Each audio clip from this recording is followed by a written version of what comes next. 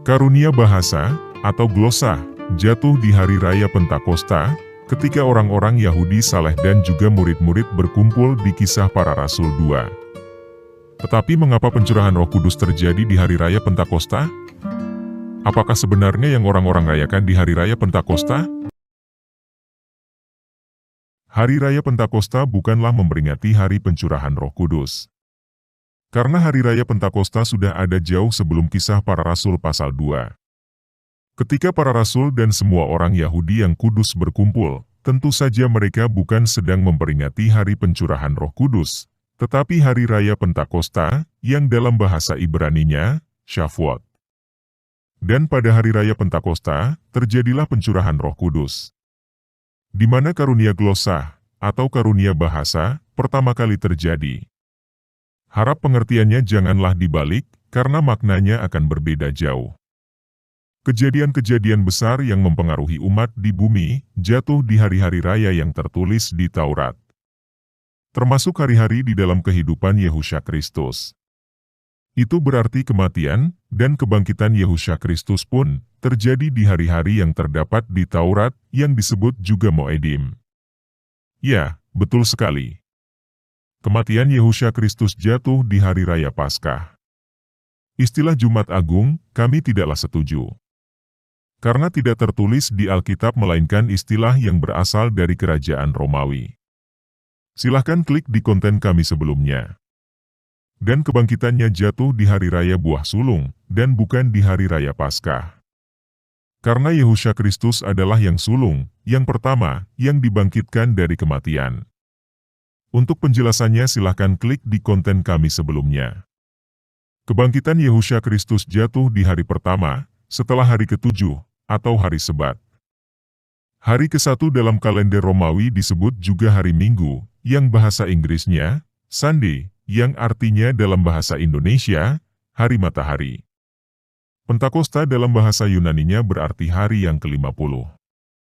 Hari ke-50 dari apa? Dan bagaimanakah cara menghitungnya?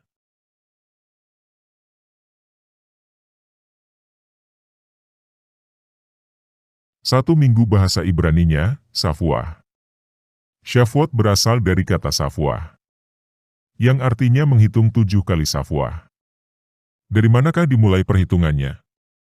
Dihitung pada saat panen gandum dimulai. Yang mana di hari pertama panen, orang-orang percaya akan mempersembahkan hasil gandum terbaik. Berarti 7 kali Shavuot sama dengan 49 hari panen. Dan hari yang ke-50, Yahwa Elohim mengharuskan setiap orang-orang percaya untuk merayakannya. Jadi Shavuot adalah pesta panen gandum di hari ke-50. Atau puncak dari panen raya. Hari yang penuh sukacita, karena Yahwa Elohimlah yang memberikan berkat atas panen raya tersebut.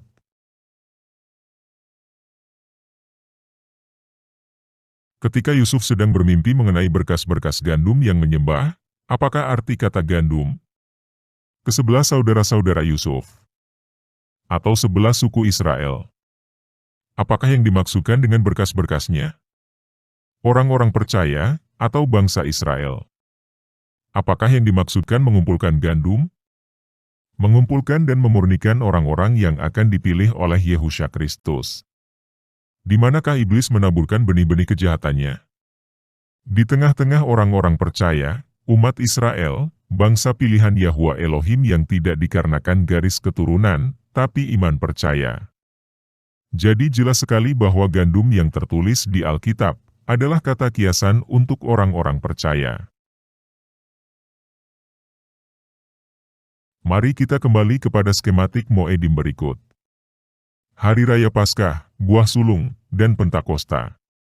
Pada Hari Raya Paskah, bangsa Israel di bawah pimpinan Musa mempersiapkan diri untuk keluar dari tanah Mesir. Dengan tanda darah anak domba di pintu setiap orang-orang percaya.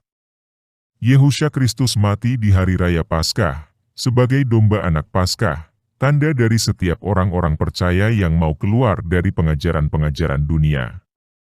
Pada Hari Raya Buah Sulung, bangsa Israel keluar dari tanah Mesir. Dan mereka mempersembahkan yang terbaik sebagai ucapan syukur. Dan pada hari raya yang sama, Yehusha Kristus bangkit dari antara orang mati, sebagai yang sulung dari antara orang-orang percaya yang bangkit. Terakhir, pada hari raya Pentakosta, atau pesta panen raya, Nabi Mose menerima 2 loh batu dan Taurat di Gunung Sinai, yang akan diajarkan dan dikerjakan oleh setiap orang yang ada di Gunung Sinai, baik orang-orang keturunan Abraham, atau orang-orang di luar keturunan Abraham, yang bersama-sama dengan mereka keluar dari tanah Mesir. Dan barang siapa yang percaya, akan melakukan Taurat dengan sepenuh hati. Pada hari raya Pentakosta, 50 hari setelah hari kebangkitan Yehusha Kristus, Roh Kudus dicurahkan, dan rasul-rasul berbahasa yang dimengerti oleh semua orang-orang Yahudi yang berasal dari berbagai negara, dengan bahasa ibu yang berbeda-beda. Dan apakah sebenarnya yang mereka dengar dalam bahasa mereka masing-masing? Menurut pandangan Torah 30 menit, adalah Taurat. Bukan yang selama ini orang-orang Yahudi dengar, atau diajarkan dari ahli Farisi dan Taurat.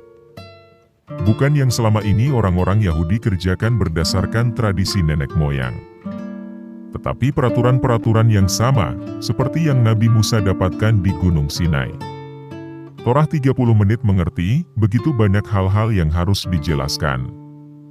Khususnya mengenai Moedim, yang akan kami jelaskan di konten-konten berikutnya. Terima kasih, Yehusha Kristus memberkati.